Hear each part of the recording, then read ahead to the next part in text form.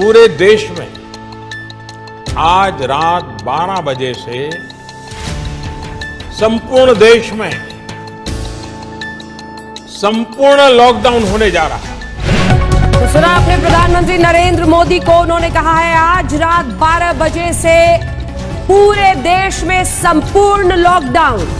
हालात ये हैं कि देश में कई जगह सड़कों पर बिहार के मजदूरों को भूखे प्यासे पैदल जाते हुए देखा जा सकता है। जान हथेली पे देख के जा रहे हैं, न पहनने को न खाने को न कुछ। कैसे मर जाऊं, क्या रहूं, क्या खाऊं, कोई सुविधा नहीं तो क्या करूं। तो हम लोग नहीं जाएंगे तो यहाँ मर जाएंगे भूखा प्यासा।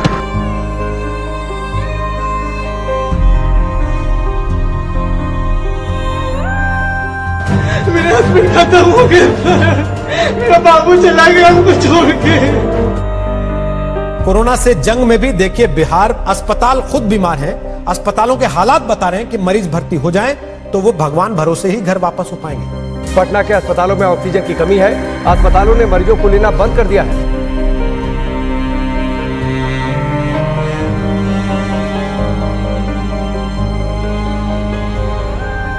समझ लो ऐसी यादें हैं कि मरते दम तक नहीं भूल पाएंगे।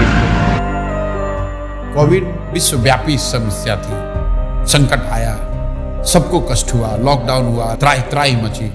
लेकिन पूरे देश में जो दुर्दशा बिहार के लोगों की हुई, लोगों ने बिहार के लोगों को घरों से निकाल दिया।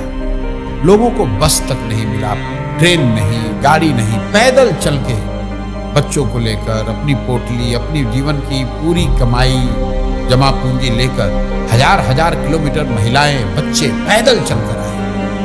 महीनों तक वो नजारा चलता रहा और हम जैसे लोग सारी शक्ति, ताकत, साधन होने के बावजूद कुछ नहीं कर सके। ऐसा लगा कि नहीं, अगर भगवान ने शक्ति बुद्धि दी है, कुछ ऐसा करना होगा जिससे कि समाज सुधरे। नेताओं को जिताते हराते रहने से कुछ नहीं होगा। मेरा मोह भंग हुआ। फिर साल भर अपने लिए रखा, सोचने के लिए, समझने के लिए कि क्या करना है, कैसे करना है। और तय करके जब 2 मई 2022 को मैं आया बिहार में। 2 अक्टूबर से गांधी आश्रम पश्चिम चंपारण से पदयात्रा शुरू करेंगे। हर गांव, हर शहर, हर गली, हर मोहल्ले, हर पंचायत में पहुंचने के लिए पूरे बिहार में एक बार जाने का प्रयास करेंगे। जन सुराज क्या है? ये समाज की मदद से एक नई राजनीतिक व्यवस्था बनाने का प्रयास है। लहरा दो सरकशी का परचम, लहरा दो गर्दिश में फिर अपनी सरजमी का परचम लहरा दो। पूरे बिहार में 3 बरस पैदल चल के आपके गांव समाज को मत कर आपके बीच से ऐसे आदमी को चुन कर निकालेंगे जिसके पीछे अपना पूरा पैसा, शक्ति, ताकत, बुद्धि सब लगाएंगे और आपके आशीर्वाद से उसको जिता कर लाएंगे। वोट चाहे जिसको भी दो, एक बार वोट अपने बच्चों के लिए।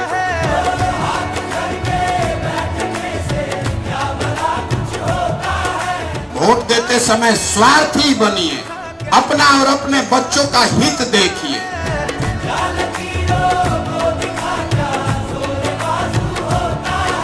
जन सुराज पदयात्रा किसी और पदयात्रा से बेहद अलग है।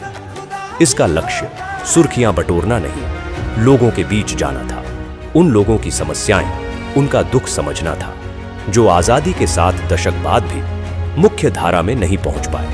प्रशांत किशोर उस बिहार को ढूंढने निकले थे जो विकास की दौड़ में इतना पीछे छूट गया था कि वहां उम्मीद की कोई किरण तक नहीं पहुंचती थी, जिसे देश के सभी नेताओं और दलों ने न सुधर पाने वाला राज्य मान लिया था। जन सुराज पदयात्रा का कोई समय निर्धारित नहीं है। जब तक एक पंचायत की सभी समस्याओं का पता न चले, अलग अलग समाज और वर्गों के लोगों की मुश्किलों का पता न चले, तब तक प्रशांत किशोर उसी पंचायत में रहते। बिहार में ये पहली बार हो रहा था कि कोई व्यक्ति पायदान में खड़े आखिरी शख्स तक पहुंच रहा था, उससे बात कर रहा था।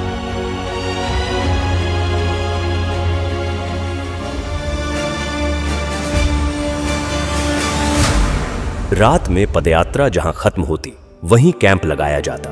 इस कैंप में प्रशांत किशोर 200 से 250 पदयात्रियों के साथ रुकते। न सोने की सही जगह थी, न पीने का साफ पानी। कैंप में सुविधाओं का अभाव था, लेकिन बिहार में बदलाव लाने के हौसले के आगे ये तकलीफें असर नहीं करती थी। सुबह होते ही कैंप में गांव वालों का आना शुरू हो जाता। प्रशांत किशोर उनसे मिलते और उनकी समस्याओं पर बात करते। लोगों को यकीन था कि कोई सुने न सुने प्रशांत किशोर उनकी आवाज सुनेंगे और उनका दुख दूर करेंगे।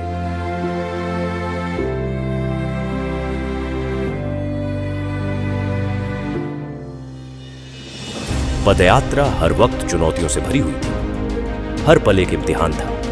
कई सड़कें ऐसी थीं जहां सिर्फ पत्थर नजर आते थे। वहीं कुछ गांव ऐसे थे जहां सड़क पहुंची ही नहीं थी। कभी इतनी बारिश होती कि घुटने तक कीचड़ भर जाता, तो कभी इतनी तेज धूप होती कि 2 कदम चलना भी एक चुनौती बन जाता। लेकिन इन सब के बावजूद प्रशांत किशोर चलते रहे। तेज धूप, कड़ाके की ठंड या मूसलाधार बारिश, हालात कोई हो, प्रशांत किशोर का मनोबल नहीं तोड़ सका। हर दिन प्रशांत किशोर 20 से 25 किलोमीटर पैदल चलते, लोगों से मिलते, छोटे छोटे समूहों में लोगों से बात करते। जो पदयात्रा महज कुछ लोगों के साथ शुरू हुई थी, अब उसमें लोग दूर दूर से आकर जुड़ने लगे। प्रशांत की आवाज पूरे बिहार में गूंजने लगी। वो जहां जाते, लोग उनकी बात सुनने के लिए इकट्ठा हो जाते। जिस मुखिया को, विधायक को जात और धर्म के नाम पर 500 रुपया और मुर्गा भात के लालच में आप वोट देते हैं, वही आदमी जब जीत कर आता है, आपके हलक में उंगली डाल के 5,000 10,000 रुपया निकालता है और आप बाप बाप चिल्लाते हैं कि भैया बड़ा भ्रष्टाचार।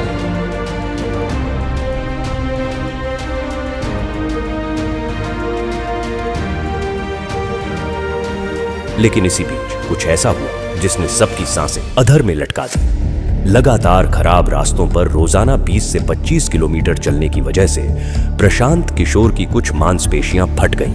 वो चलने फिरने में असमर्थ हो गए। डॉक्टर ने उन्हें कुछ हफ्ते आराम करने की सलाह दी। समस्तीपुर में जब एंट्री हो रही थी, वैशाली से हम लोग समस्तीपुर की तरफ बढ़ रहे थे, तो शाम के बाद अचानक से हमारी नजर जब प्रशांत किशोर पे पड़ी तो उनके पैरों में बहुत तकलीफ थी। मतलब वो जूझ रहे थे उस तकलीफ से, उनसे चला नहीं जा रहा था। और चूंकि वो बहुत संकल्पित थे और जैसा कि सबको पता है वो बहुत जिद्दी आदमी है, 5-6 किलोमीटर का डिस्टेंस अभी और रह गया था। बावजूद इसके कई लोगों ने आके बताया, हम लोगों ने प्रशांत को कहा कि भाई आपसे नहीं चला जा रहा है तो आप किसी गाड़ी पे बैठ जाइए, वहाँ से हम लोग चलते हैं। लेकिन तब भी उन्होंने उसको किसी तरीके से कंप्लीट किया। शाम को जब पदयात्री आपस में बैठ के बातचीत कर रहे थे तो ये बातचीत चल रही थी, सब मायूस थे और एक बार के लिए लग रहा था कि अब शायद ये पदयात्रा कभी ना चले, जितना तकलीफ में प्रशांत किशोर उस वक्त दिखाई पड़ रहे थे। लेकिन महज कुछ दिनों के बाद ही उतने ही उत्साह के साथ उसी मोरवा ब्लॉक के लरुआ गांव से पदयात्रा फिर से शुरू होती है। तो वहाँ महिलाएं उनको आशीर्वाद देने के लिए लगातार आए हैं। सबकी आंखों में आंसू है, इमोशनल है। जैसे ही पदयात्रा चलती है कई लोग उनको गले लगा लेते हैं, कई महिलाएं उनके सर पे हाथ रख देती है उनको आशीर्वाद देने के लिए। बुजुर्ग आके बात करते हैं और गाँव में भी एक उत्साह का माहौल होता है कि जिस व्यक्ति को यहीं पर चोट लगी थी वहीं से उनकी शुरुआत हो रही।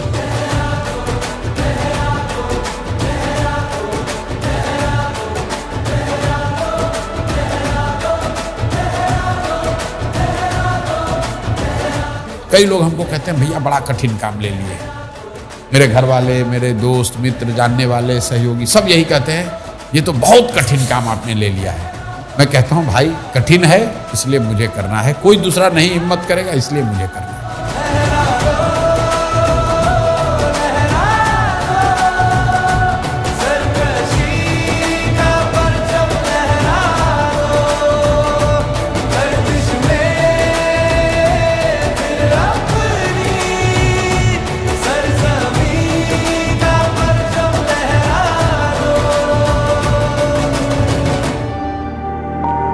पदयात्रा के दौरान प्रशांत किशोर की पहचान एक नए बिहार से हुई। वो बिहार जो आंकड़ों से कहीं ज्यादा गरीब है। बिहार जितना आंकड़ों में गरीब दिखता है और जब आप उसको इन पर्सन फील करते हो तो दोनों में जमीन आसमान का फर्क है। क्या वो इन पर्सन और भी ज्यादा बहुत भयानक दिखता है।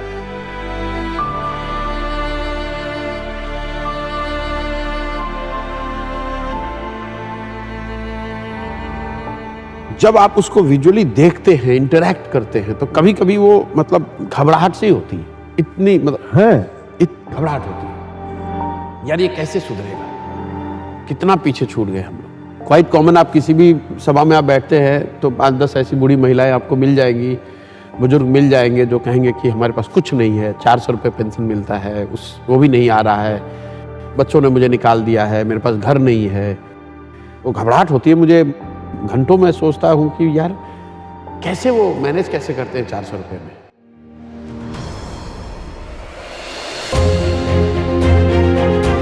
दो सालों की पदयात्रा में प्रशांत किशोर ने लोगों को जागरूक किया, उन्हें अपने वोट की सही ताकत का एहसास करवाया, उन्हें बताया कि उनका और उनके बच्चों का जीवन बदलने का तरीका है सही मुद्दे पर वोट देना। लेकिन हर जगह लोग यही कहते कि उनके पास विकल्प नहीं है। इसके अभाव में हर बार उन्हें न चाहते हुए भी उन्हें कुछ दलों को वोट देना पड़ता है। इसी सवाल के गर्भ से निकला जन सुराज अभियान को राजनीतिक स्वरूप बनाने का विचार। जन सुराज के 1 करोड़ से ज्यादा संस्थापक सदस्यों के साथ चर्चा की गई, हर बात पर बारीकी से बात की गई और इसके बाद सबकी सहमति से तय हुआ कि इस अभियान को अब राजनीतिक दल का स्वरूप देना जरूरी है ताकि बिहार की विकल्पहीनता खत्म हो। 25 में बिहार में नई व्यवस्था बननी है। आपने हाथ में राखी बांधी है, तब आपका हाथ पकड़ रहे हैं और भरोसा रखिए आपको भी हारने नहीं देंगे। 2025 में जनता का राज बनाए।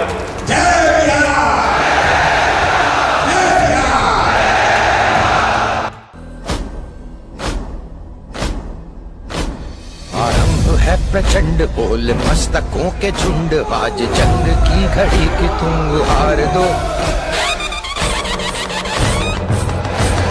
आरंभ है प्रचंड बोल मस्तकों के झुंड, आज जंग की घड़ी की तुम हार दो। मान वान शान या कि जान गाहो दान, आज एक धनुष के बाण पे उतार दो। आरंभ है प्रचंड, मन करे सो प्राण दे, जो मन करे सो प्राण ले, वही तो एक सर्वशक्तिमान है। विश्व की पुकार है, ये भागवत का सार है कि युद्ध ही तो वीर का प्रमाण है। जो लड़ सका है वो ही तो महान है। जन सुराज को आधिकारिक तौर पर जन सुराज पार्टी के तौर पर स्वीकार कर लिया गया है।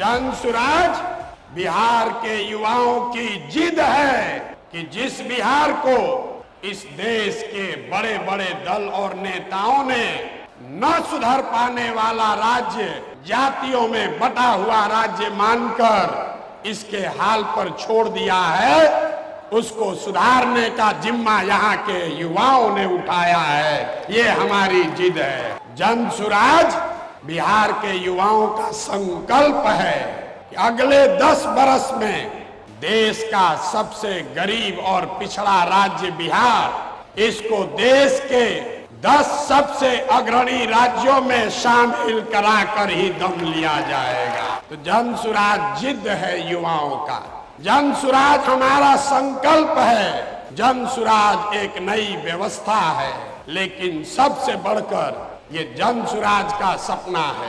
अपने जीवन काल में हम लोग ऐसा भी दिन देखना चाहते हैं जब हरियाणा, पंजाब, गुजरात, महाराष्ट्र से लोग बिहार में रोजी रोजगार करने आए, तब मानेंगे कि बिहार में विकास हुआ है। होना चाहिए कि नहीं होना चाहिए? होना चाहिए कि नहीं होना चाहिए?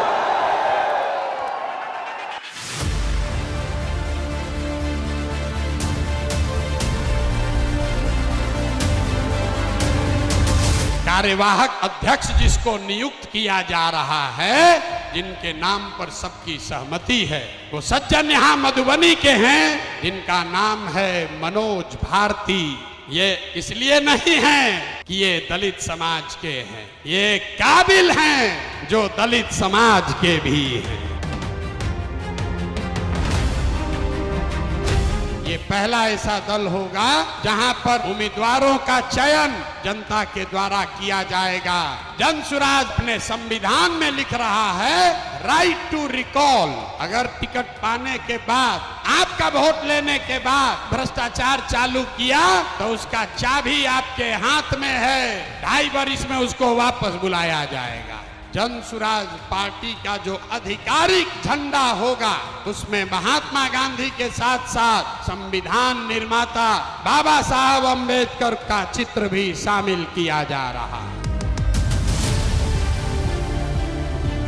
कमर कस लीजिए, जंग की शुरुआत ठान दी है, अब हम लोग पीछे हटने वाले नहीं हैं। जय बिहार, जय बिहार, जय बिहार, जय बिहार, जय बिहार। प्रशांत किशोर ने आज अपनी नई पार्टी लॉन्च की। पार्टी का नाम है जन सुराज पार्टी। इस मौके पर पटना के वेटरनरी ग्राउंड में प्रशांत किशोर ने बड़ा कार्यक्रम किया। उन्होंने कहा कि वो बिहारियों के सम्मान के लिए काम करेंगे। पार्टी के झंडे पर बापू और बाबा साहब दोनों की फोटो होगी।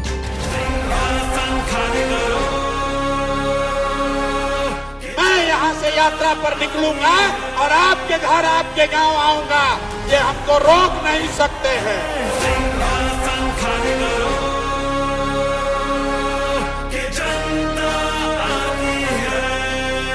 6 महीने के लिए कमर कस लो और अपने इस बेटे, अपने भाई पर भरोसा रखिए। नवंबर में आपको नई सरकार बनाकर, जनता की सरकार बनाकर देंगे।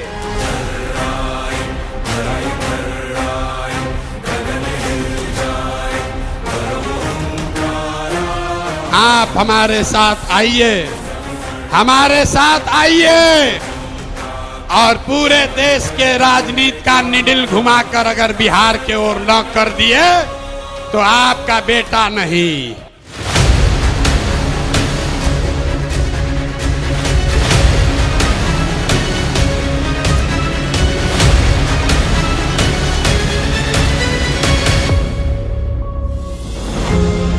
दल बनने के बाद एक बार फिर प्रशांत किशोर ने लोगों के बीच पहुंचना शुरू किया।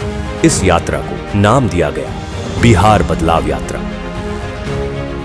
मकसद वही था, दशकों से विकास की दौड़ में पीछे छूट रहे बिहार के लोगों को बताना कि वो गरीबी और बदहाली से कैसे निकल सकते हैं। लोगों को ये एहसास दिलाना कि वो अपने वोट की ताकत से बिहार में कैसे बदलाव ला सकते हैं। यात्रा की शुरुआत जयप्रकाश नारायण के पैतृक गांव सिताब दियारा से हुई, लेकिन वहां पहुंचकर पता चला कि जेपी के घर का बिजली कनेक्शन कटा हुआ था क्योंकि बिजली बिल का भुगतान नहीं किया गया था। इस स्थिति से साफ हो गया कि 40 साल से जेपी के नाम पर राजनीति करने वालों की मानसिकता क्या है। प्रशांत किशोर ने इस स्थिति को जनता के सामने रखा। भाई बताइए, जेपी के घर में भारत रत्न आपने दे दिया, आप जेपी की महिमा मंडन कर रहे हैं, नाम पर कुर्सी पर बैठे हुए हैं और उनके घर में बिजली नहीं है, अंधेरा रहता है। इससे ज्यादा दुर्भाग्य की बात क्या हो सकती है। नतीजा यह हुआ कि जेपी के घर की बिजली बहाल हुई। इस तरह बिहार को बदलने की यात्रा की शुरुआत जेपी के घर की स्थिति बदलकर हुई। 1 साल से कटी हुई है डिस्कनेक्ट में। आज प्रशांत साहब आए हुए हैं तो बिजली चालू हो गई यहाँ पे। बिहार बदलाव यात्रा ने इस बात को साफ कर दिया कि प्रशांत किशोर ने लोगों के मन में उम्मीद भर दी है। वो जहां जाते हजारों की भीड़ उनके स्वागत में खड़ी रहती। लोग दूर दूर से प्रशांत किशोर को सुनने आ रहे थे। वोट बिहार का तो फैक्ट्री कहाँ लगना चाहिए, बिहार में कि गुजरात में? सबको बोलना है, वोट बिहार का तो फैक्ट्री कहाँ लगना चाहिए, बिहार में कि गुजरात में? बिहार में कि गुजरात में? नीतीश कुमार को रखना है कि हटाना है? रखना है कि हटाना है? रखना है कि हटाना है? हाथ उठाकर बोलिए, रखना है कि हटाना है? सभाओं में जन सुराजियों की ऐसी भीड़ उमड़ती कि लोग देखकर दंग रह जाते। सबके मन में सिर्फ एक ही उम्मीद कि प्रशांत किशोर बिहार में बदलाव लाएंगे। बिहार में बदलाव होना चाहिए कि नहीं होना चाहिए? होना चाहिए। अभी होना चाहिए कि 5 वर्ष के बाद? अभी कि 5 वर्ष के बाद? सब लोग तैयार है? अगर सब तैयार है तो हमसे गारंटी ले लीजिए, छठ के बाद किसी का बच्चा बिहार से बाहर पढ़ने के लिए और रोजगार के लिए नहीं जाएगा।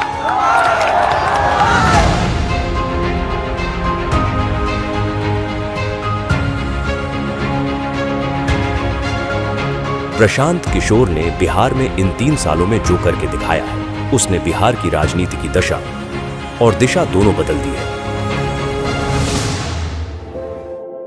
प्रशांत जी को देखता हूँ आजकल घूम रहे हैं पूरा बिहार, गांव-गांव जा रहे हैं, बहुत परिश्रम कर रहे हैं। उनकी बातें तो बड़ी इंटरेस्टिंग और बड़ी फैक्ट वाली बातें करते हैं वो। प्रशांत किशोर जो है, इसमें कोई डाउट नहीं है कि एक शक्ति के रूप में एक ऑल्टरनेटिव पॉलिटिकल पार्टी के रूप में अपने को एस्टैब्लिश नहीं किया हो। मैं प्रशांत किशोर जी को फॉलो कर रहा हूँ क्योंकि उनकी बातें कनेक्ट करती हैं मेरे से। वो तथ्य रखते हैं सामने और सार्थक बातें करती हैं, पॉजिटिव बातें करते हैं। कास्ट या रिलीजन और इन सब से उठ के बहुत ही प्रैक्टिकल बातें। बिहार में प्रशांत काम कर रहा है, मुझे उनसे बड़ी आशा है। मुझे उनमें बड़ा तेजस्वी युवक दिखाई देता है जो बिहार का दर्द जी रहा है। 3 साल से गांव-गांव रोड वो घूम रहे हैं, लोगों के बीच में जा रहे हैं। ये इस चीज को मैं दाद देता हूँ, सलाम करता हूँ उस भावना। प्रशांत किशोर जी को जब मैंने अभी देखा लास्ट सम 2-3 इयर्स से बिहार के लिए बात करना, तो लगा कि नहीं, ये एक परिवर्तन करने की समय है और इस परिवर्तन के क्षण में मैं अगर उनकी ताकत नहीं बनूं पीछे से,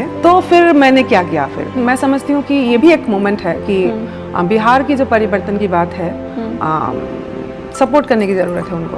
भारत की जो राजनीति उसमें प्रशांत किशोर जैसे लोगों का बोलबाला होना ही चाहिए। प्रशांत किशोर तो बहुत बढ़िया आदमी, राजनीतिक सूझबूझ तो उनके अंदर खसक है। अब तो हवाएं ही करेंगी रोशनी का फैसला, जिस दिए में जान होगी वो दिया रह जाएगा। वो आदमी गांव-गांव में जाकर के अब ऐसी स्थिति वो क्रिएट कर दिया है कि चर्चा हो रहा है उसका। कांधों लगा रहना और जाना हर लोगों के गांव में बिना सिक्योरिटी के चलना, उतना हिम्मत के साथ चलना, तो मैं देख रहा हूँ एज ए जर्नलिस्ट। तो उस आदमी को सैल्यूट के सिवा हम कुछ नहीं कर सकते।